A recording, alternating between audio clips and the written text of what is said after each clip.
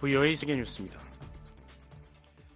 모하메드 빈 압둘라흐만 알타니 카타르 총리 겸 외무장관이 며칠 안에 이란을 방문할 것이라고 이란 언론이 22일 보도했습니다. 이란 반관영 타스님 통신은 이날 보도에서 알타니 총리 겸 외무장관이 아바스 아라키 외무장관 등 이란 관리들과 양자 및 중요 영내 현안에 대해 협의할 예정이라고 전했습니다.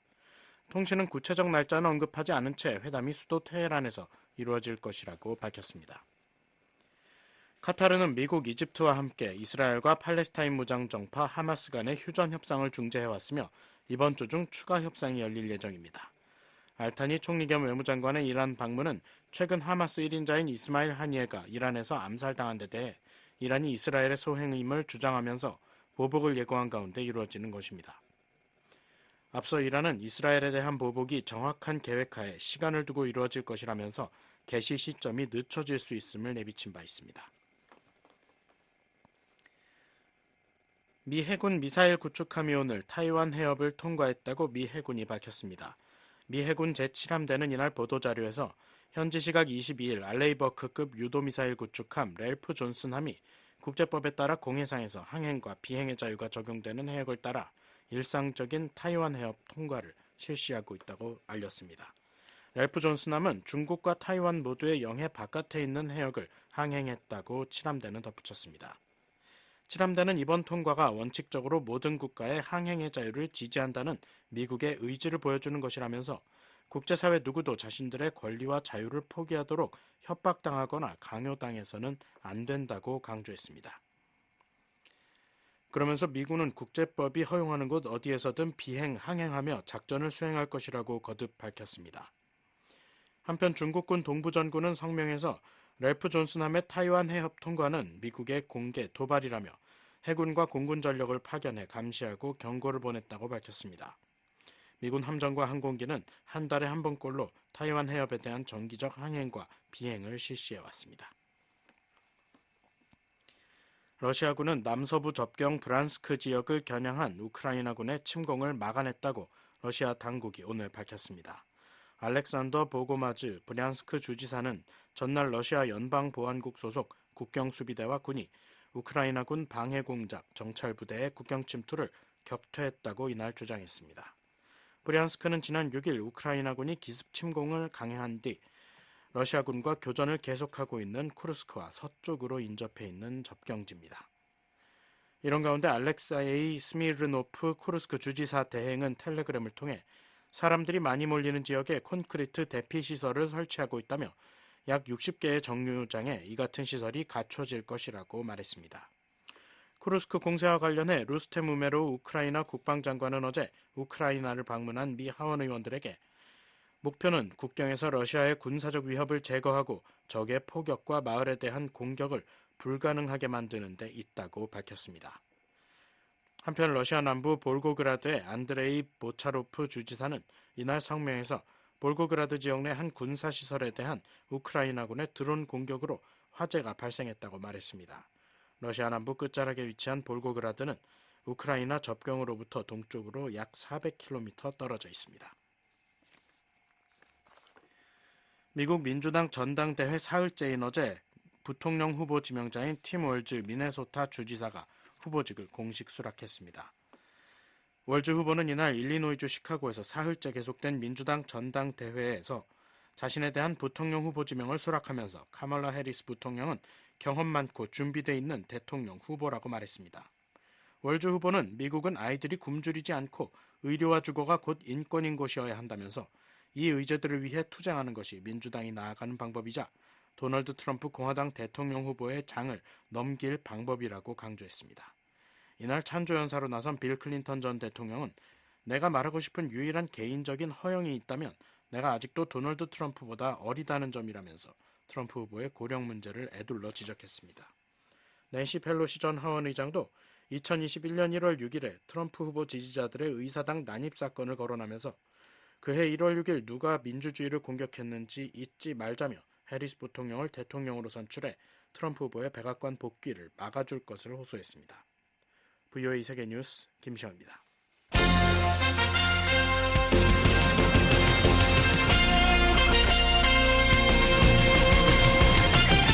VOA News Today.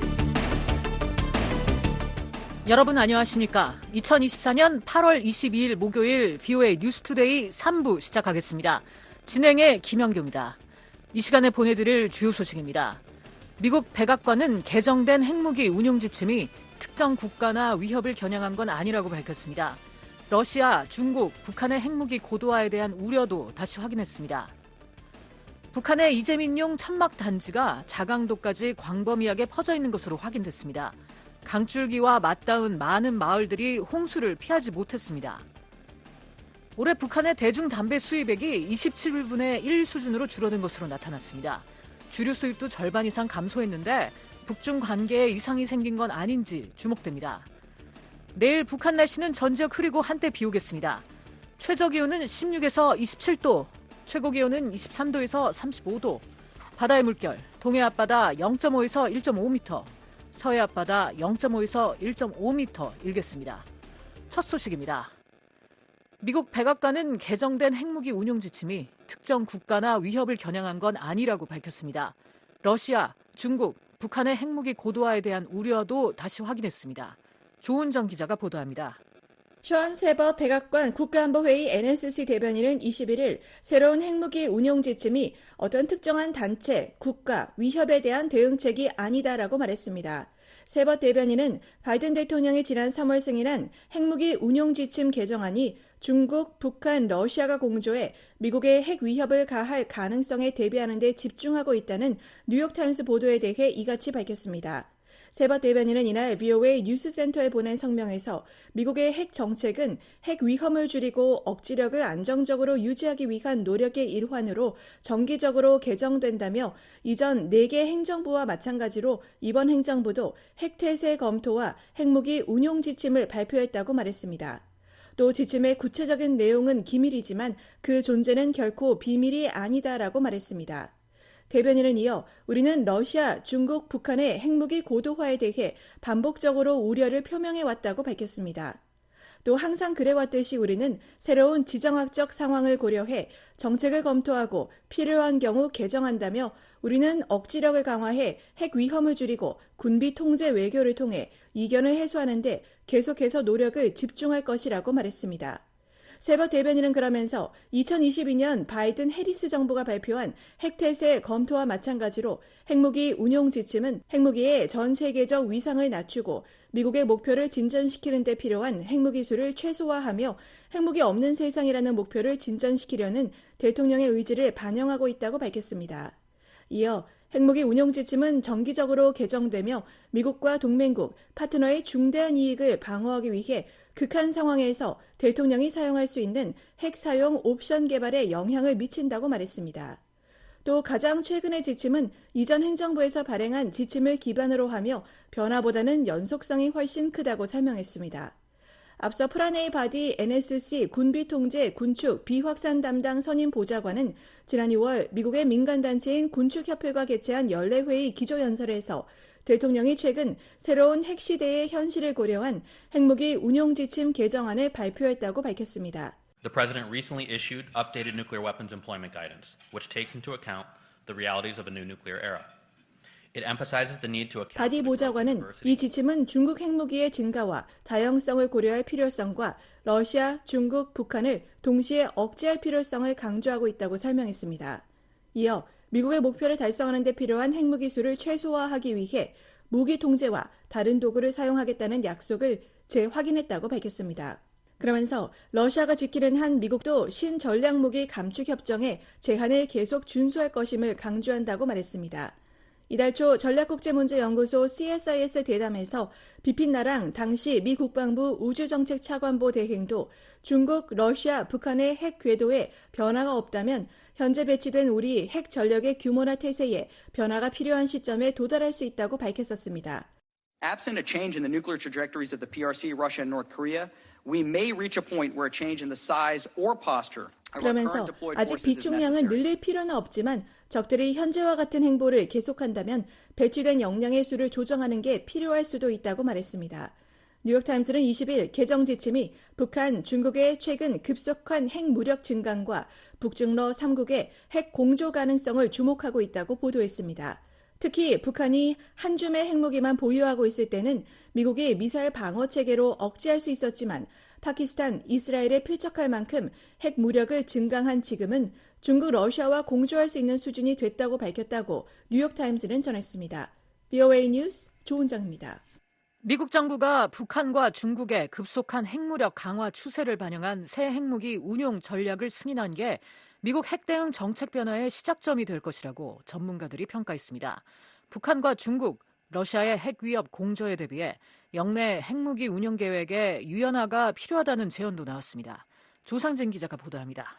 미국의 군사 전문가인 브루스 베넷 랜드 연구소 선임 연구원은 21일 미국 정부의 새 핵무기 운용 전략 승인과 관련한 보도에 대해 러시아 억제에 초점을 맞춰왔던 미국 정부의 핵 대응 전략이 이제 중국과 러시아, 북한의 복합적인 도전에 대한 대처로 변경됐음을 시사하는 것이라고 밝혔습니다. That document used to focus on deterring Russia pretty much and everybody else. 베넷 선임 연구원은 이날 VOA와의 전화 통화에서 미국의 핵 대응 전략은 그동안 러시아에만 집중돼 왔기 때문에 이를 기반으로 미국 정부가 진행 중인 핵 현대화 프로그램도 북중러 3국의 핵 위협에 대응하기에는 충분하지 않다는 의회 조사 결과가 나왔었다는 사실을 거론했습니다. 그러면서 바이든 정부가 이번 새 핵 전략 지침을 통해 미국이 북중러 3국의 핵 위협을 함께 다뤄야 한다고 명시한 것은 국방부가 해당 전략을 달성하기 위해 전력 소요를 설정하는 과정을 시작할 수 있도록 허용하는 것이라고 설명했습니다. Now apparently the guidance that the Biden administration has set up says that we need to do that. 아울러 이 같은 변화가 내년 1월에 출범할 새 미국 정부에도 흥미로운 과제가 될 것이라며 이번 새 핵 운용 지침이 미국 정부의 핵 대응 전략 변화의 시작점이 될 것으로 전망했습니다. 앞서 미국 뉴욕타임스 신문은 20일 미국 정부가 북한과 중국의 급격한 핵 역량 강화 추세를 반영해 새로운 핵무기 운용 전략을 승인했다고 보도했습니다. 비공개 기밀 문서에 해당하는 새 지침에는 특히 북한이 현재 60기 이상의 핵무기와 핵무기 제조를 위한 핵물질을 다량으로 보유하고 있으며 중국의 핵무기 보유고가 2030년까지 1000기, 2035년까지 1500기로 각각 늘어날 것이라는 미 정부 당국의 평가가 담긴 것으로 전해졌습니다. 그러면서 중국과 북한, 러시아 3국이 협력해 핵 위협을 가할 경우에 대비해야 한다는 내용이 포함된 것으로 알려졌다고 신문은 전했습니다. 게리 세이모어 전 백악관 대량 살상무기 조정관은 이날 VOA와의 전화통화에서 새 핵 운용 지침이 핵 전력을 대폭 확대한 중국과 북한의 핵 프로그램 진전 등 영내 핵 균형에 일어난 변화를 반영한 것이라고 진단했습니다. I think this new guidance reflects the changes that have taken place. 또한 러시아와 중국이 더 긴밀한 동맹을 맺고 북한이 러시아와 관계를 개선하는 등의 지정학적 변화도 있었다며 이는 모두 미국 정부가 러시아와 중국, 북한에 대한 핵 대응을 조율해야만 할 가능성을 검토하도록 만들었다고 말했습니다. 이어 미국은 매우 비싼 비용을 들여 새 전략 폭격기와 전략 핵 잠수함, 지상 기반 탄도미사일 등 핵무기 현대화 프로그램을 추진하고 있는 만큼 향후 10년, 20년을 내다보고 적국의 역량과 태세 변화를 파악해 정책에 반영할 필요가 있는 것이라고 설명했습니다. The U.S. has to anticipate for the next 10 or 20 years what the situation will be. So it's really a question of maintaining. 그러면서 이 같은 기조는 다음 정부에서도 계속 이어져야 한다며 어떤 정부가 들어서더라도 계속될 것으로 관측했습니다. 테렌스 로리그 미국 해군 전쟁대학 교수도 이날 VOA와의 전화통화에서 새 지침이 북한과 중국의 급격한 핵무력 증강과 북중러 3국의 핵 공조 가능성을 연결지어 대응하고 있음을 시사한 것에 주목하면서 매우 흥미롭다고 평가했습니다. Deterrence does not necessarily rely solely on expanding military force.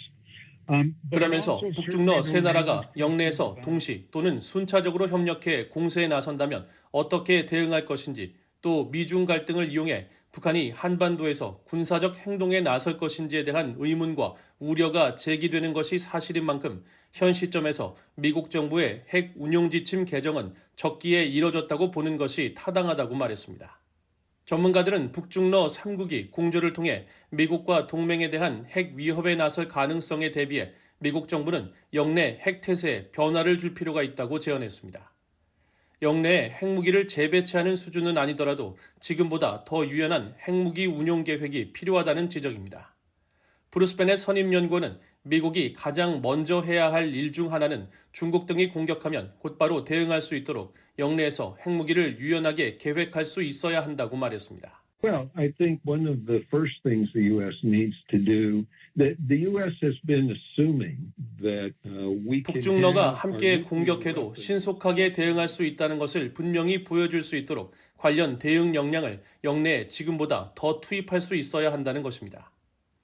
미국 국방부 부대전환 및 자원 담당 부차관보를 지낸 마크 건징어 미첼 항공우주연구소 국장도 21일 VOA와의 전화통화에서 영내에서 북중러가 동시 또는 순차적으로 핵 및 재래식 위협에 나설 경우 현재 미국의 독자적 대응 역량만으로는 한계가 있을 것으로 내다봤습니다. We need to handle both of those conflicts simultaneously. We would absolutely. 건징어 국장은 미국은 두 가지 갈등을 동시에 처리해야 하며 의심의 여지 없이 한국을 방어할 것이라면서도 미국이 인도태평양 지역에 온전히 모든 역량을 쏟아부을 수는 없는 것이 현실이라고 지적했습니다. 그렇기 때문에 영내 미국의 동맹과 우방의 역할이 더욱 중요하다면서 일본과 한국, 호주, 인도, 뉴질랜드 등 영내 국가들의 역량을 총동원하고 적들에 대항하는 데 도움이 될 기술을 공유해 최첨단 역량을 유지해야 한다고 강조했습니다. 라파엘 코엔 랜드연구소 전략교리 프로그램 국장도 21일 VOA와의 전화통화에서 북중러 위협 공조에 대응하기 위해서는 통합 억지력을 구축하는 것이 핵심이라고 진단했습니다. What the United States needs to focus on is a couple different things. I think the Department of Defense is. 아울러 인도태평양 지역에서 유사시 동맹과 파트너를 더 잘 돕기 위해 더 강력한 통합 방위산업 기반을 구축할 필요가 있다는 점도 지적했습니다. 전문가들은 러시아뿐 아니라 북한과 중국의 핵능력 고도화로 인해 미국은 본토뿐 아니라 인도태평양 전구에서도 다층적 핵 위협에 직면하게 됐다고 평가했습니다. 그러면서 인도태평양 사령부와 주한미군의 역할 확대 및 조정을 고려해볼 시점이 됐으며 특히 주한미군 사령관은 한반도 및 영내에서 핵작전을 재래식 작전과 통합하는 방법을 결정할 수 있는 핵계획부서 보유를 통해 위협에 보다 포괄적으로 접근해야 한다고 강조했습니다.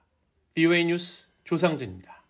올해 민주당 정강에서 북한 비핵화 문구가 포함되어 있지 않은 것이 미국의 정책 변화를 의미하는 건 아니라고 전문가들이 진단했습니다. 미국의 북한 비핵화 의지는 확고하다며 대북 정책엔 변화가 없을 것이라고 전망했습니다. 안준호 기자가 보도합니다. 시드니 사일러 전 백악관 국가안보회의 한반도 국장은 21일 미국은 북한 비핵화 목표를 포기하지 않을 것이라고 말했습니다. 사일러 전 국장은 올해 민주당 정강에서 북한 비핵화 문구가 빠진 것과 관련한 BOA의 질의에 정강을 만든 사람들이 가장 생각지 않는 것이 바로 북한 비핵화 포기일 것이라며 민주당 정강에 비핵화에 대한 언급이 없는 것이 미국의 정책 변화를 반영한다고 생각지 않는다고 말했습니다. I would say the furthest thing I think from the minds of those who would have crafted the platforms was to give up. 민주당이 지난 18일 발표한 2024 민주당 정강에는 지난 2020년 정강에 담겼던 북한 비핵화 문구가 빠졌습니다. 이와 관련해 한국 등 일각에서는 미국의 대북 정책에 변화가 생기는 것이 아니냐는 우려가 제기됐습니다. 그러나 민주당 대선 후보인 카멀라 해리스 캠프에서 새 정강 작성에 참여한 콜린 칼 전 미 국방부 정책차관은 20일 민주당 전당대회가 진행 중인 시카고의 국무부 외신센터에서 기자들과 만나 정강 정책에 의도하지 않은 지나친 의미를 부여하는 것 같다며 한반도 비핵화는 바이든 정부의 목표로 남아있으며 해리스 행정부에서도 그럴 것이라고 말했습니다. 사일러 전 국장은 미국이 비핵화 대신 핵 군축으로 전환하는 것이 아니냐는 우려와 관련해선 어리석은 우려라며 만약 북한에서 어떤 형태의 핵 군축이 가능하다면 환영하겠지만 북한은 핵 프로그램과 관련한 어떤 대화도 거부하고 있다고 말했습니다. 패트릭 크로닌 허드슨 연구소 안보석좌는 이날 BOA의 관련 질의에 대한 서면 답변에서 한국인들은 미국이 한국을 강력하게 방어할 준비가 돼 있다는 것을 확신할 수 있다면서 민주당 정강은 미국의 강력한 동맹을 재확인하고 북한의 불법적인 대량살상 무기 WMD 프로그램에 반대하고 있다고 지적했습니다. 이어 완전하고 검증 가능하며 불가역적인 비핵화를 언급하지 않은 것은 정책 성명이 아닌 정치적 성명이라며 김정은의 응석을 받아주기보다 오히려 동맹인 한국을 강하게 무장시키면서 한국과 함께하겠다는 의도를 드러낸 것이라고 분석했습니다. 또 지난달 발표된 공화당 정강에도 한반도나 북한 비핵화에 대한 언급이 없는 것과 관련해선 정강은 선거용 문서일 뿐 정책의 지표가 될 수 없다면서 어떤 미국 대통령도 동맹들과 협력해야 한다는 막중한 책임감을 느낄 것이라고 말했습니다. 에반스 리비어 전 국무부 동아태 담당 수석 부차관보는 이날 BOA와의 전화통화에서 콜린 칼 전 차관의 발언을 상기시키면서 북한 비핵화 문구가 정강에 나타나 있지는 않지만 한반도 비핵화를 포함한 미국의 대북 정책엔 변화가 없을 것이라고 단언했습니다. 또 정당의 정강은 현재 정부 정책을 반영하지 않으며 미래에도 반드시 정부 정책을 반영하지도 않는다며 그것은 정책 문서가 아니라 정치 문서라고 말했습니다. 이어 이런 문서에 너무 많은 비중이나 중요성을 부여하지 말고 과도하게 해석하지 말아야 한다고 강조했습니다. I think this is all a reminder of some very important principles and guidelines to keep in mind when you're talking about party platform. 리비어 전 수석 부차관보는 미국이 북한 비핵화 대신 핵 군축으로 방향을 전환하는 것 아니냐는 일각의 우려에 대해서는 북한은 핵무기 능력을 제한하거나 제약하는 어떤 종류의 군비 통제 협정에도 결코 동의하지 않을 것이라고 말했습니다. 이어 북한은 핵무기를 보유하기로 결심했고 핵무기 역량을 포기할 의사가 전혀 없다면서도 그러나 북한의 가장 우선순위는 핵무기가 아니라 체제 유지라고 지적했습니다. 그러면서 북한이 핵무기에 대한 입장을 제고하도록 설득하는 가장 효과적인 방법은 북한에 극명한 선택지를 주는 것이라며 북한이 핵무기를 계속 보유, 개발하는 것이 북한 정권의 안정을 해치고 정권을 종식시킬 수 있다는 것을 설득하는 것이라고 말했습니다. The most effective way of convincing North Korea to reconsider its position about nuclear weapons. 리비어 전 수석 부차관보는 한국의 자체 핵무장에 대해서는 중대한 실수가 될 것이라며 한국이 핵무장을 하면 한국 국민에게 온갖 어려움이 닥칠 것이라고 말했습니다. 북한의 비핵화 가능성을 끝장내고 한반도 긴장을 더 높은 수준으로 끌어올릴 것이며 한국이 자체 핵무기를 확보하기 전에 북한이 핵무기를 적극적, 위협적인 방식으로 사용하도록 동기를 부여해 한반도 위기와 전쟁 가능성을 촉발시킬 수 있다는 겁니다. 게다가 한국이 핵무기를 갖고 있다면 미국 내에서 굳이 핵무기를 보유한 한국을 미국이 방어할 필요가 있느냐는 주장이 제기돼 미국이 한국 방위 공약 종말을 부추길 것이라고 설명했습니다.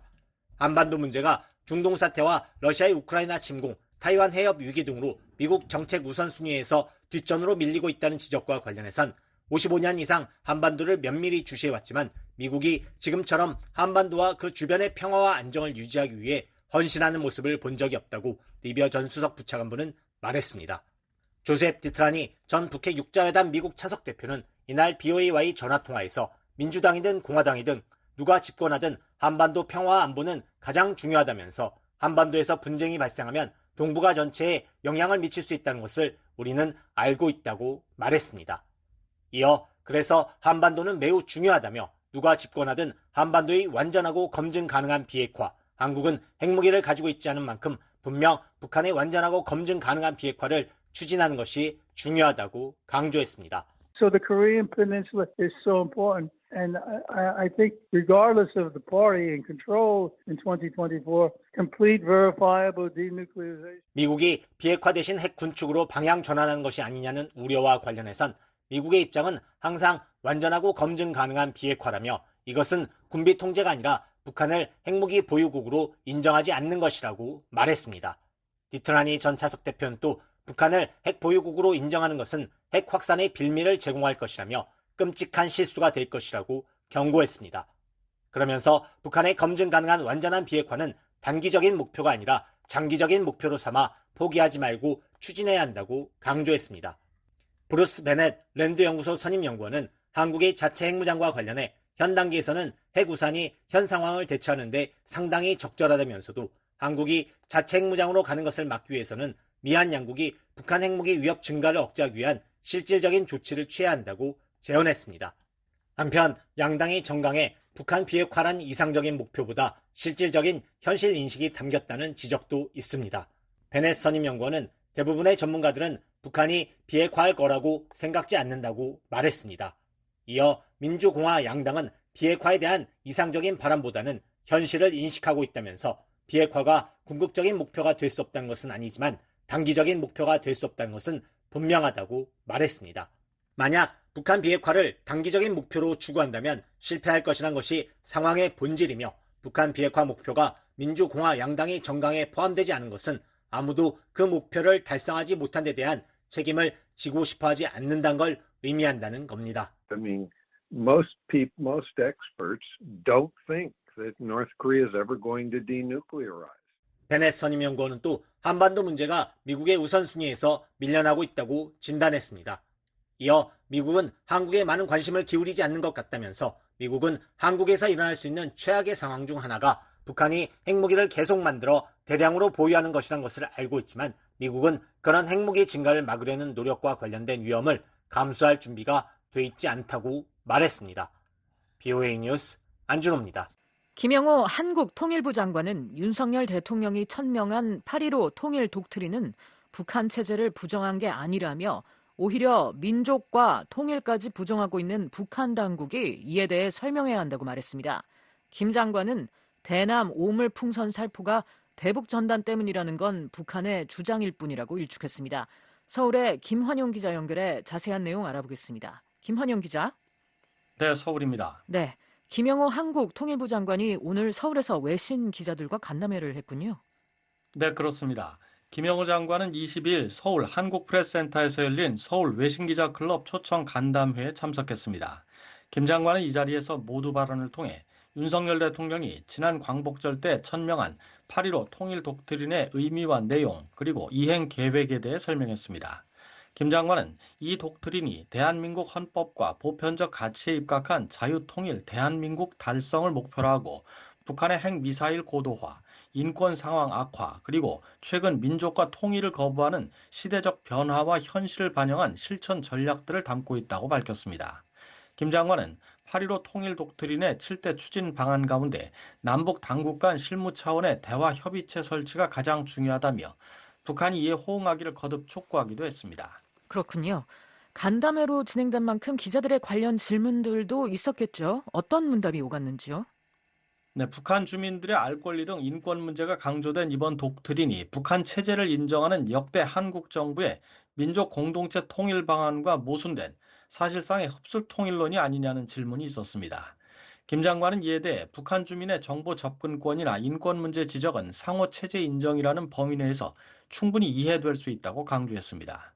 김 장관은 남북한 체제의 상호 인정은 1991년 기본합의서 제1조에 나와 있는 내용이라며 오히려 북한이 최근 남북한 동족관계와 통일의 필요성을 부정하고 남북관계를 적대적 두 국가 관계로 규정하면서 기본합의서를 파기하고 있다고 지적했습니다. 남북기본합의서 그 서문을 보게 되면은 서문에 나와 있는 그 내용을 북한이 완전히 부정하는 그런 방향으로 가고 있습니다. 거기에 대해서는 북한 당국이 입장을 내놓아야 되겠다. 북한 당국의 설명이 필요하다. 저는 그렇게 생각을 합니다. 한국 정부의 통일 독트린이 북한 주민들의 정보 접근권 강화에 큰 비중을 두고 있는데 구체적인 실행 방안에 대한 언급은 없었나요? 네, 김 장관은 폐쇄 사회에서 정보 접근권은 그 시대의 첨단 기술 발전과 밀접하게 관련돼 있다며 첨단 기술을 적극 활용하겠다는 의지를 보였습니다. 현재 우리 국내 그리고 해외에서는 기존의 아날로그식의 이 정보 접근 방식과 다른 첨단 기술을 동원하는 그런 정보 접근 기술들을 적용해야 되지 않는가 이런 논의가 있는 것으로 그렇게 알고 있습니다. 김 장관은 그러면서 정부가 북한 인권 분야 민간단체의 콘텐츠 개발과 제작을 계속 지원할 것이고 여기엔 정보 접근 확대, 첨단 기술을 적용하려는 민간단체의 관심도 포함된다고 말했습니다. 김 장관은 지난 2016년부터 2020년까지 입국한 탈북민의 80% 이상이 탈북 전 1년간 한국 드라마 등 외부 영상물을 본 경험이 있다는 통일부 조사 결과를 언급하면서 외부 정보에 대한 북한 주민의 욕구는 대단히 자발적이라고 강조했습니다. 김 장관은 이와 함께 최근 강원도 고성과 서해 교동도로 각각 망명한 북한 군인과 민간인이 모두 20대 남성이라며 지난해 입국한 탈북민 196명 중 2030 세대가 과반이라고 전했습니다. 그렇군요.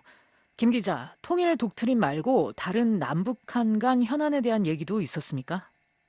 네, 북한의 대남 오물풍선 살포에 따른 한국 측의 대북 확성기 방송 문제에 대한 질문이 있었는데요. 김 장관은 북한의 오물풍선이 대북 전단 때문이라고 하지만 이는 북한의 주장일 뿐이라며 대북 확성기 방송이 이루어지고 있는 배경을 설명했습니다. 북한은 오물풍선을 보내는 이유가 우리 사회를 교란하고 또 우리 국민의 불안감을 조성하기 위한 그런 목적도 있다 이렇게 보입니다. 그렇기 때문에 우리 정부가 확성기의 재개 등 그에 대해서 단호한 조치를 취했다 이렇게 말씀을 드립니다. 김 장관은 대북 확성기 방송 지속 여부에 대해선 대북 전략과 관련된 문제이기 때문에 미리 말하기 적절하지 않다고 밝혔습니다. 네. 미국 대선이 석 달 정도 남은 가운데 한국 정부도 미국의 한반도 정책 변화 여부를 놓고 대선 결과를 예의주시하고 있을 텐데요. 이와 관련한 언급은 없었습니까? 네, 간담회에선 미 대선을 앞두고 민주공화 양당이 새 강령에서 북한 비핵화 문제를 다루지 않는 데 대한 한국 정부의 입장을 묻는 질문이 있었습니다. 김 장관은 이에 대해 누가 집권하든 대북 정책 리뷰를 통해 북한 비핵화와 관련한 입장이 나올 것이라고 말했습니다. 그 리뷰 과정에서 북한의 완전한 비핵화라고 하는 그런 입장이 재확인될 것으로 기대하고 있고 우리 정부도 그러한 방향으로 노력해야 된다 이런 생각을 합니다. 김 장관은 한국 정부의 입장은 분명하다며 완전한 비핵화를 추진해야 한다고 재차 강조했습니다. 그러면서 이를 위해 윤석열 정부가 북한의 억제력 강화와 불법 자금 조달을 차단해 북한을 대화로 부르겠다는 취지의 담대한 구상을 제의한 것이라고 설명했습니다. 김 장관은 또 만약 북한의 핵을 인정하는 상황이 되면 동북아 지역 핵 도미노 현상이 일어날 가능성이 높다며 그러면 핵 확산 금지 조약 체제가 무너지고 국제 정치는 불안정해질 것이라고 말했습니다. 서울에서 VOA 뉴스 김환용입니다.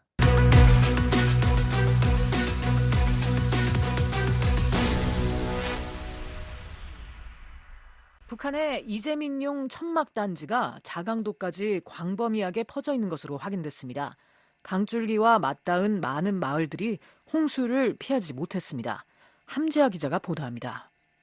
북한 자강도 시중군 일대를 촬영한 플래닛랩스의 최근 위성사진에 주황색으로 된 한 지점이 보입니다. 이곳은 평범한 학교 운동장이지만 8월부터는 우주에서도 식별될 정도의 밝은 주황색 빛을 드러내고 있습니다. 최근 VOA가 평안북도 의주군 일대에서 포착한 수재민용 대규모 천막단지가 자강도에서도 발견된 것입니다. 천막단지, 즉 수재민용 텐트촌이 형성된 곳은 더 있습니다. 자강도 만포시와 성간읍, 전천읍, 초산읍, 장백노동지구 등 시중군을 포함해 모두 6곳에서 주황색 혹은 파란색 텐트 물결이 확인됐습니다. 앞서 VOA는 플래닛랩스의 위성사진을 분석해 의주군과 주변 지역 약 9곳에서 주황색과 노란색 천막단지가 만들어졌다고 전한 바 있습니다. 이번에 발견된 지역까지 최소 15곳에서 천막단지가 확인된 것입니다. 이들 텐트촌은 모두 북한의 수해 피해가 발생한 직후 만들어졌습니다. 또 압록강과 자성강, 장자강 등 강변 옆 마을이라는 공통점이 있습니다. VOA는 이 일대 마을을 하나씩 들여다보는 방식으로 텐트촌 형성 여부를 확인하고 있는데 미처 발견하지 못한 마을까지 합치면 더 많은 지역에 수재민용 시설이 설치됐을 가능성이 있습니다. 또 한눈에 식별되는 주황색이나 노란색, 파란색이 아닌 녹색이나 회색 계열의 천막을 사용한 경우까지 감안하면 텐트촌이 만들어진 곳은 더 많을 것으로 추정됩니다. 이는 이번 수해로 인해 북한이 입은 피해가 적지 않다는 것을 시사합니다. 앞서 김정은 국무위원장은 북한 수해로 인한 사망 실종자 규모를 1000에서 1500명으로 추산한 한국 언론 보도를 공개적으로 강하게 비난한 바 있습니다. 하지만 이에 대해 구병삼 한국통일부 대변인은 이번 수해가 그만큼 심각하고 이로 인한 흉흉한 민심을 외부의 탓으로 돌리려는 의도로 분석한 바 있습니다. 북한이 대규모 수해 피해로 전 사회적 역량을 동원해야 하는 비상 상황에서 비난의 대상을 외부로 돌림으로써 민심 이반을 최소화하려는 의도가 있는 것으로 봅니다. 흥미로운 점은 압록강을 국경으로 공유하고 있는 중국에선 큰 강의 범람이나 수재민의 대규모 텐트촌 등이 보이지 않는다는 점입니다. 같은 지역에 비슷한 양의 폭우가 쏟아져 내렸지만 유독 북한만 큰 피해를 입은 것입니다. 전문가들은 북한의 사회 기반 시설에 대한 투자 부족과 황폐한 살림이 이번 수해 피해를 키웠다고 지적한 바 있습니다. 제롬 소바주 전 유엔 개발계획 평양사무소장은 15일 BOE에 수해를 줄이기 위해서는 제방 구축 등 다양한 대책이 필요하지만 북한에서는 수십 년 동안 이에 대한 투자가 이루어지지 않았다고 말했습니다. Well, there is a very huge deficit in investment in DPRK's infrastructure. 이어 하수 시설이 오래돼 배수가 잘 되지 않는 것도 해마다 집중호우에 대한 취약성을 높인다고 덧붙였습니다. 또 한반도 안보전략연구원의 정성학 영상분석센터장은 BOA에 지난 7월 남북한의 강수량이 비슷함에도 불구하고 수해 규모 측면에서는 큰 차이가 있다고 말했습니다. 올해 그 폭우가 말이죠. 좀 위로 올라간 거거든요. 그 남한에서도 그런 폭우가 있었어요. 북한만큼 그렇게 심하지 않았다는 거죠. 근데 북한은 산림이 황폐화되어 있다는데 첫 번째 원인을 두고 싶습니다. 정 센터장은 이처럼 고르지 못한 북한의 산림 복구 정책을 지적하며 여전히 북한의 산림 황폐화가 진행되고 있고 일부 지역에서 산림이 늘더라도 충분히 자라지 못해서 홍수 저감 능력을 발휘하지 못하고 있다고 지적했습니다. BOE 뉴스 함재합니다. 수해를 입은 북한이 국제사회의 지원 제안을 받아들이지 않고 있는 데 대해 스위스가 유감을 표명했습니다. 유엔은 북한 정부가 요청하면 지원을 제공할 준비가 돼 있다고 밝혔습니다. 안소영 기자입니다. 스위스 외무부가 21일 북한의 수해 복구를 위해 국제 인도주의 단체들이 신속히 복귀해야 한다고 강조했습니다. 스위스 외무부 대변인은 북한이 국제사회의 수해 지원을 거부하고 있는 데 대한 BOA의 논평 요청에 신종 코로나와 관련한 북한의 엄격한 제한 조치가 완화됐음에도 국제 인도주의 활동가들의 대북 접근이 여전히 불가능한 데 대해 유감이라고 밝혔습니다. 이어 인도주의 요원들이 신속하고 안전하며 방해받지 않고 접근하는 것은 필수적이라고 강조했습니다. 그러면서 이는 주민들에게 경제적 전망을 개선할 기반을 제공하는 데 도움이 될 것이라고 덧붙였습니다. 스위스는 지난 1997년부터 평양에 상주사무소를 설치하고 대북 지원 사업을 이어왔지만 2020년 3월 북한의 국경 봉쇄로 현재 활동을 일시 중단했습니다. 지난 2월 4년여 만에 신종 코로나로 임시 폐쇄했던 평양에 있는 자국 대사관을 점검하고 돌아온 독일 외무부는 BOA의 관련 논평 요청에 우리는 북한의 심각한 수해와 기타 인도주의적 문제로 고통받는 주민들에 대한 보도에 안타까움을 금할 수 없다고 짧게 답했습니다. 지난달 29일 북한의 노동당 기관지 노동신문은 북부 국경지대에 기록적인 폭우가 내려 피해가 발생했다며 평안북도와 자강도, 양강도의 압록강 연안 일부 군내 지역을 특급 재해비상 지역들로 선포한다고 전했습니다. 한국 정부는 지난 1일 북한 압록강 일대에서 발생한 대규모 홍수로 상당한 인명피해가 발생한 것으로 관측했습니다. 김인혜 한국통일부 부대변인입니다. 북한의 공식 발표 또 위성 분석 또 여러 보도들을 종합해 볼 때 신의주, 의주, 자강도 등의 피해 상황이 심각한 걸로 보고 있습니다. 그럼에도 불구하고 북한은 외부의 지원 제의에 일절 응하지 않은 채 자력으로 이번 수해를 복구하겠다는 의지를 나타내고 있습니다. 국무부 대북지원 감시단 등으로 활동했던 윌리엄 브라운 메릴랜드대 교수는 지난 2일 BOA와의 통화에서 국제사회가 북한이 홍수 피해에 대한 지원을 필요로 한다고 생각하더라도 북한이 도움을 요청할 가능성이 거의 없다고 말했습니다. The issue here, though, is really in an emergency, where people are on rooftops or something and they need really emergency. 아울러 북한이 도움을 요청한다고 하더라도 실제로 지원을 제공하기는 어려울 것이라고 브라운 교수는 말했습니다. 지난 10일 북한 노동당 기관지 노동신문에 따르면 수해 지역을 방문한 북한 김정은 국무위원장은 우리가 국가 사업의 모든 영역과 공정들에서 제일로 내세우는 것은 인민에 대한 굳은 믿음과 철저히 자력에 의거하는 문제 처리 방식이라고 말했습니다. 조 콜롬바노 주북 유엔 상주조정관실은 21일 BOA에 우리는 북한 정부의 요청이 있을 경우 지원할 준비가 돼 있다고 밝혔습니다. 콜롬바노 상주조정관실은 우리는 상황을 계속 면밀히 모니터링하고 있고 북한 당국의 지원을 제안했다며 이같이 말했습니다. 이어 한편 유엔과 북한 정부 간의 대북 유엔 전략 계획 이행을 위한 정기적인 활동을 재개하기 위해 유엔 국가팀의 복귀에 대한 논의가 진행 중이라고 설명했습니다.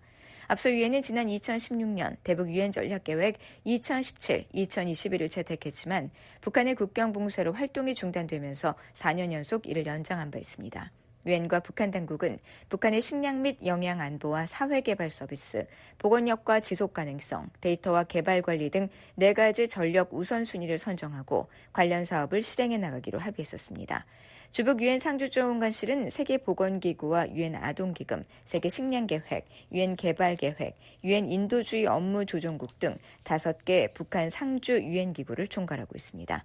유럽연합 집행위원회 산하 인도지원사무국은 북한의 인도주의 상황을 파악하는 것이 중요하다는 점을 지적했습니다. 에코 대변인은 이날 VOA에 지난 2020년 이후부터 접근 제한이 지속됨에 따라 인도주의 요원들의 활동이 불가능하다며 이에 따라 2024년에는 이후에 대북 인도주의 자금 지원도 없을 것으로 예상한다고 밝혔습니다. 그러면서 북한 당국이 인도주의 지원 및 물자에 대한 북한 접근을 재개하고 원칙적인 인도주의 활동을 허용하면 먼저 필요사항을 평가해야 할 것이라고 덧붙였습니다. VOA 뉴스 안소영입니다. 유엔 안보리 이사국 중 일부 유럽 국가들이 새로운 대북 제재 감시 체제가 필요하다고 거듭 밝혔습니다. 유엔 대북 제재 패널을 대체할 다양한 대안을 검토해야 한다며 특히 유엔 총회 내에 감시 조직을 신설하는 방안을 거론했습니다. 조은정 기자가 보도합니다. 유엔 안보리 대북제재위 산하 전문가 패널이 공식 해제된 지 거의 4개월이 지난 가운데 일부 유엔 안보리 이사국들이 대안을 적극 모색해야 한다는 입장을 밝혔습니다. 유엔 주재 슬로베니아 대표부는 최근 VOA에 전문가 패널의 임기 연장이 막히면서 상당한 공백이 생겼다며 어떤 의미에서 안보리는 북한 제재 이행과 관련해 신뢰할 수 있는 눈과 귀를 잃은 것은 물론 일관된 설명도 잃은 셈이라고 말했습니다. 이어 슬로베니아는 전문가 패널의 부재를 1718 위원회와 안보리 활동에 대한 도전일 뿐 아니라 비확산 체제 전체에 대한 엄청난 후퇴로 보고 있다고 말했습니다. 앞서 지난 3월 28일 유엔 안보리는 전문가 패널 임기 연장 결의안 채택을 위한 표결을 진행했지만 러시아는 거부권을 행사하고 중국은 기권하면서 부결됐습니다. 이에 미국과 한국, 일본 등이 전문가 패널을 대체할 새로운 방안을 모색해왔습니다. 이달 7일 데니얼 크리튼브링크 미 국무부 동아시아 태평양 담당 차관보와 조구레 한국 외교부 외교전략정보본부장, 나마즈 히로유키 일본 외무성 아시아 대양주 국장은 유선 협의를 갖고 유엔 안보리 전문가 패널의 임무를 대체할 새로운 대북 제재 감시 체계를 연내에 설립 발족하기로 합의했다고 한국 외교부가 밝혔습니다. 슬로베니아는 미한일이 추진하는 새로운 기구와 관련해 유엔의 역할을 강조했습니다. 슬로베니아 대표부는 북한의 핵무기 프로그램은 국경을 넘어 안보에 영향을 미친다며 안보리뿐만 아니라 더 광범위한 유엔 회원국들이 대북 제재 감시와 이행에 이해관계를 가지고 있다고 말했습니다. 그러면서 모든 옵션을 고려해야 한다면서도 동시에 슬로베니아는 유엔을 핵심으로 하는 다자주의를 믿으며 모든 유엔 관련 옵션이 다 소진된 것은 아니라고 확신한다고 말했습니다. 유엔 주재 스위스 대표부도 최근 VOA에 보낸 논평에서 유엔 총회 내 대북제재 감시기구 신설을 언급했습니다. 스위스 대표부는 대북제재위원회가 다시 한번 전문가 패널을 구성할 수 있을 때까지 분석 부족에 대응할 수 있는 대안을 찾아야 한다며 스위스는 총회를 포함해 해결책을 모색하는 데 열려 있다고 말했습니다. 또 안보리가 전문가 패널의 임기를 연장하지 않은 것에 대해 거듭 깊은 유감을 나타냈습니다. 그러면서 이는 안보리의 책임에 반하고 국제 군축과 비확산 구조의 붕괴에 더욱 기여하는 결정이며 안보리 결의 이행의 투명성을 감시하고 보장하는 노력을 약화시킨다고 지적했습니다. 유엔 안보리 1718 위원회 일명 대북제재위원회 의장국인 스위스는 전문가 패널은 제재 이행을 촉진하는 데 핵심적인 역할을 해왔다며 특히 북한이 불법 핵, 탄도무기 프로그램을 가속화하고 있는 이 중요한 시기에 전문가 패널에 신뢰할 수 있고 수준 높은 보고서는 위원회와 모든 유엔 회원국들의 필수적인 정보의 원천이라고 말했습니다.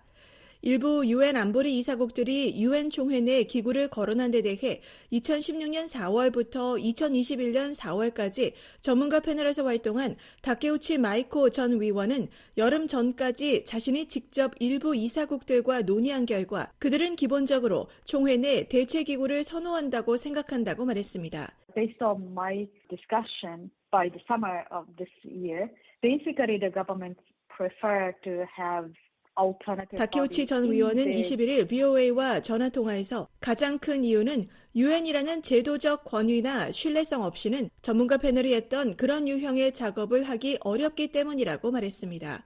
유엔 안보리 대북제재위원회 전문가 패널에서 활동한 후르카와 가스히사 전 위원은 21일 VOA에 보낸 이메일에서 대북제재와 관련해서는 유엔 안보리 회원국 중 미일 한이 핵심이라며 하지만 이들이 유엔 체제 내에 새로운 기구를 설립하는 것을 진지하게 고려하고 있다는 내용은 파악하고 있지 않다고 말했습니다.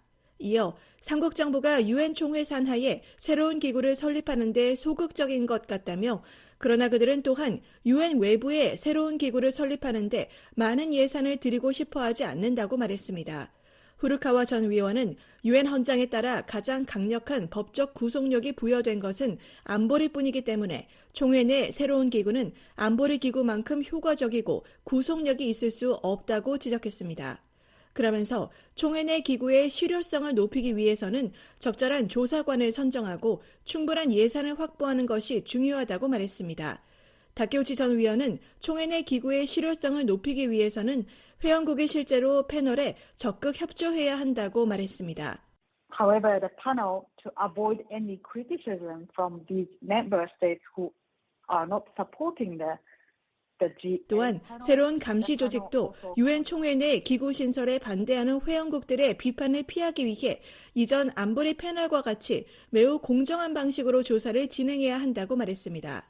다케우치 위원은 예를 들어 일본 회사가 북한 의류를 수입한 경우나 러시아가 북한에서 미사일을 수입하는 경우나 모두 동등하게 조사해야 회원국들의 신뢰를 얻을 수 있다고 설명했습니다. 한편 대북제재위 의장국인 스위스는 오는 29일 안보리 이사국들의 지난 3개월간의 활동 내용을 보고할 예정입니다. 대북제재위 의장국은 90일마다 주기적으로 활동 내용을 보고해야 하며 이번 의장국 보고는 전문가 패널이 4월 30일 활동을 종료한 이후 이뤄지는 두 번째 보고입니다. VOA 뉴스 조은정입니다. 올해 북한의 대중 담배 수입액이 27분의 1 수준으로 줄어든 것으로 나타났습니다. 주류 수입도 절반 이상 감소했는데 북중 관계에 이상이 생긴 건 아닌지 주목됩니다. 함지아 기자가 보도합니다. 올해 1월에서 7월 북한이 중국으로부터 사들인 담배와 기타 담배 대용물의 수입액은 135만 1000달러입니다. 중국 해관청서의 자료에 따르면 이는 북한의 지난해 동기간 담배 관련 물품 수입액 3,713만 5천 달러의 27분의 1 수준입니다. 앞서 VOA는 지난달 북중 교역액이 전년 대비 약 20% 감소했다고 전한 바 있습니다. 그런데 올해 7개월간 북한의 담배 관련 제품의 수입액은 무려 96%나 떨어져 전체 무역액 하락폭을 크게 상회했습니다. 북한이 수입한 담배 양을 무게로 놓고 보더라도 지난해엔 266.2톤에 달하는 담배 제품이 중국에서 북한으로 건너갔지만 올해는 19.62톤에 불과합니다. 북한의 대중 담배 수입액은 2016년까지 474만 달러에서 2017년 827만 달러로 2배 가까이 늘어난 이후 지속적인 증가세를 보여왔습니다. 특히 2019년엔 3,574만 달러를 기록하며 사상 최대로 올라섰으며 이후 신종 코로나 바이러스로 잠시 주춤하긴 했지만 2022년부터는 수입액 1,000만 달러를 넘기며 회복세를 보였습니다. 따라서 지금과 같은 수준이 계속 유지된다면 올해 북한의 담배 수입액은 근래 최저 수준으로 떨어질 수 있습니다. 북한의 대중 주류 수입액도 큰 폭으로 떨어졌습니다. 북한이 올해 중국에서 사들인 맥주와 증류주, 보드카, 백주 등 주류의 총액은 328만 5천 달러입니다. 이는 지난해 수입액 686만 2천 달러의 절반에 조금 못 미치는 수준입니다. 북한의 고급 주류 수입은 매번 안보리 결의 위반 논란을 일으키는 사안입니다. 유엔 안보리는 지난 2006년 채택한 대북결의 1718호를 통해 북한의 사치품 수입을 금지했으며 2016년 채택된 2270호와 2321호를 통해선 다시 한번 대북 사치품 거래 금지 규정을 상기시켰습니다. 이에 따라 미국과 한국, 일본, 유럽연합은 대북 제재 규정에 적용되는 사치품 목록을 정리해 발표했는데 여기에 위스키와 와인 등 고급 주류가 포함되어 있습니다. 다만 사치품 목록을 작성하지 않고 있는 중국은 주류가 대북 금수품이 아니라는 입장을 보이고 있습니다. 두 나라의 담배와 주류 거래가 줄어든 정확한 이유는 알 수 없습니다. 다만 앞서 일부 전문가들은 양국의 무역액 감소와 관련해 북한과 중국 관계에 이상이 생겼을 가능성을 제기했습니다. 브래들리 뱁슨 전 세계은행 고문은 20일 VOA와의 전화통화에서 중국과 북한의 무역 상황에 영향을 미치는 다양한 요인이 있을 것이라면서도 그중 하나는 러시아와의 관계 때문일 수 있다고 말했습니다. But my feeling is that there are a variety of different dynamics at work that affect the China-North Korea trade situation. And one of them is 그러면서 중국이 무역 정책을 통해 북한이 너무 거만해지지 않도록 메시지를 보내는 것도 요인일 수 있다고 덧붙였습니다. VOA 뉴스 함지아입니다.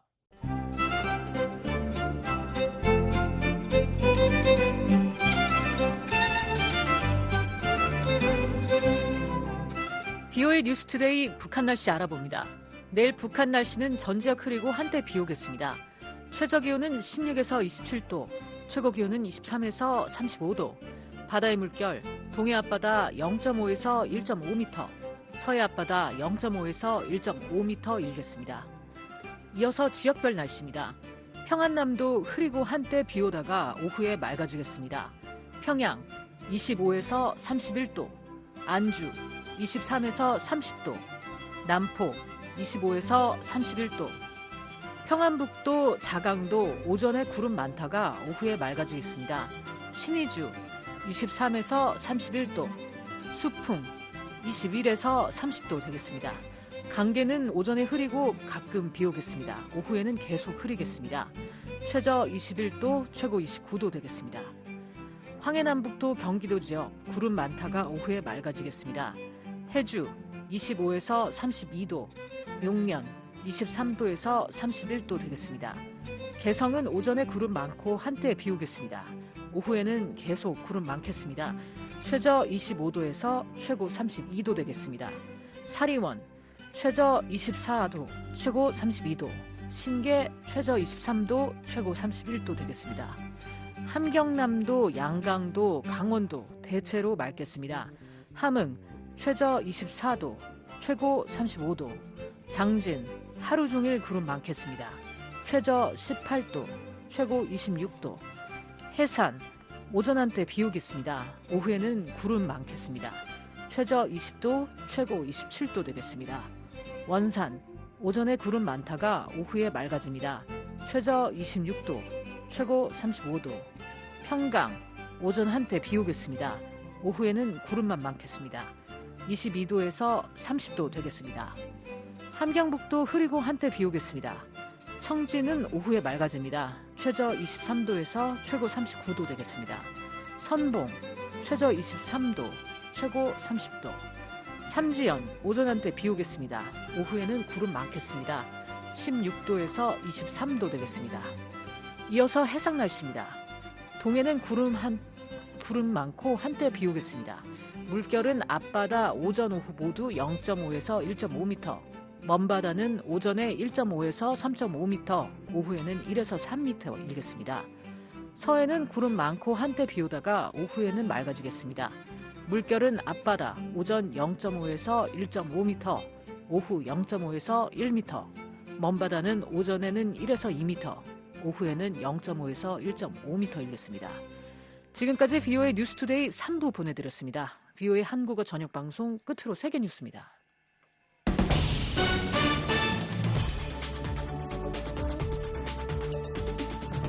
VOA 세계 뉴스입니다. 리창 중국 총리가 22일 벨라루스를 공식 방문해 알렉산드르 루카셴코 대통령과 상호 협력 방안 등을 논의했습니다.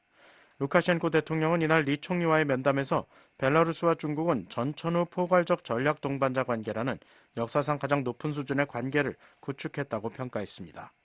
이어 자신과 시진핑 국가주석은 매우 오래된 깊고 진실된 우정으로 결속돼 있다면서 2030년까지 벨라루스에 중국의 기술들을 대량 제공하는 일을 양국 정부의 핵심 우선순위로 설정해 줄 것을 제안했습니다. 이에 대해 리 총리는 중국은 벨라루스 정부와 협력해 전천후 포괄적 전략 동반자 관계를 높은 수준으로 발전시킬 준비가 돼 있다고 말했습니다. 리 총리는 이날 민스크 도착 직후 중국과 벨라루스 국민들 간의 우정은 수교 이래 지난 32년간 양국 관계가 급속도로 발전하면서 오랜 역사를 누려왔다면서 영내 및 세계 평화와 안정, 발전에 기여하기 위해 양국 협력에서 보다 실질적인 성과를 달성할 용의가 있다고 말했다고 중국 관영 차이나 데일리 신문이 보도했습니다. 한편 벨라루스에 앞서 러시아를 방문했던 리 총리는 21일 블라디미르 푸틴 대통령과 미하일 미슈스틴 총리 등과 만나 양국 간 전략적 동반자 관계 강화 방안을 논의했습니다. 모하메드 빈 압둘라흐만 알타니 카타르 총리 겸 외무장관이 며칠 안에 이란을 방문할 것이라고 이란 언론이 22일 보도했습니다. 이란 반관영 타스님 통신은 이날 보도에서 알타니 총리 겸 외무장관이 아바스 아라키 외무장관 등 이란 관리들과 양자 및 주요 영내 현안에 대해 협의할 예정이라고 전했습니다. 통신은 구체적인 날짜를 언급하지 않은 채 회담이 수도 테헤란에서 이루어질 것이라고 밝혔습니다. 카타르는 미국, 이집트와 함께 이스라엘과 팔레스타인 무장정파 하마스 간의 휴전 협상을 중재해왔으며 이번 주 중에 추가 협상이 열릴 예정입니다. 알타니 총리 겸 외무장관의 이란 방문은 최근 하마스 1인자인 이스마일 하니에가 이란에서 암살당한 데 대해 이란이 이스라엘의 소행임을 주장하면서 보복을 예고한 가운데 이루어지는 것입니다. 앞서 이란은 이스라엘에 대한 보복이 정확한 계획하에 시간을 두고 이루어질 것이라면서 개시 시점이 늦춰질 수 있음을 내비친 바 있습니다. 러시아군은 남서부 접경 브리안스크 지역을 겨냥한 우크라이나군의 침공을 막아냈다고 러시아 당국이 오늘 밝혔습니다. 알렉산더 보고마즈 브리안스크 주지사는 전날 러시아 연방보안국 소속 국경수비대와 군이 우크라이나군 방해공작 정찰부대의 국경 침투를 격퇴했다고 이날 주장했습니다. 브리안스크는 지난 6일 우크라이나군이 기습 침공을 감행한 뒤 러시아군과의 교전을 계속하고 있는 쿠르스크와 서쪽으로 인접한 접경지입니다.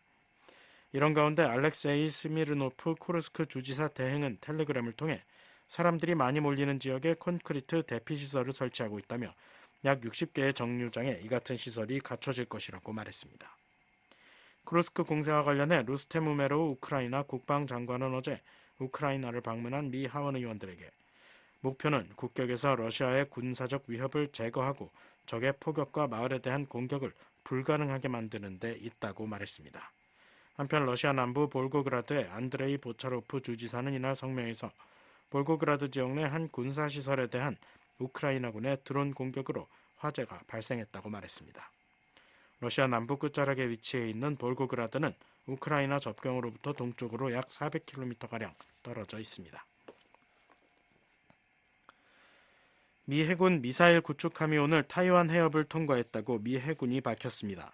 해군 7함대는 이날 보도자료에서 현지 시각 22일 알레이버크급 유도미사일 구축함 랠프 존슨함이 국제법에 따라 공해상에서 항행과 비행의 자유가 적용되는 해역을 따라 일상적 타이완 해협 통과를 실시 중이라고 말했습니다.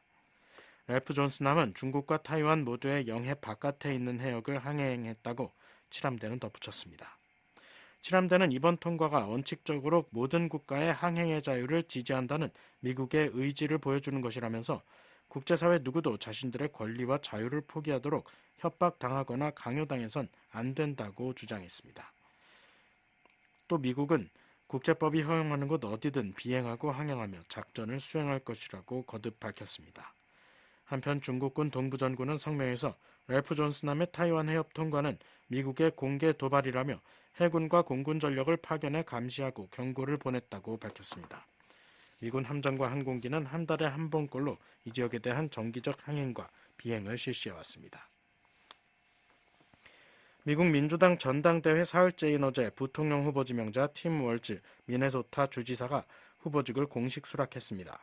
월즈 후보는 이날 일리노이주 시카고에서 사흘째 계속된 전당대회에서 자신에 대한 부통령 후보 지명을 수락하면서 카멀라 해리스 부통령은 경험 많고 준비되어 있는 후보라며 지지를 호소했습니다. VOA 세계뉴스 김시영입니다. 지금까지 여러분께서는 VOA 저녁 방송을 들으셨습니다. VOA 저녁 방송은 저녁 8시부터 자정까지 4시간 동안 중파 1188kHz를 통해 들으실 수 있습니다. 또 밤 9시부터 10시까지는 단파 9350, 9490, 12080kHz로 밤 10시부터 11시까지는 단파 9350, 12045, 12080kHz로 또 밤 11시부터 12시까지는 단파 9405, 12045, 12080kHz로 청취 가능합니다. 매일 새벽 2시부터 3시까지 1시간 동안은 중파 1566kHz로 또 매일 새벽 4시부터 6시까지 2시간 동안은 단파 5875, 7365, 7465kHz로 들으실 수 있습니다. 함께해 주신 여러분 고맙습니다. 다음 방송 시간까지 안녕히 계십시오.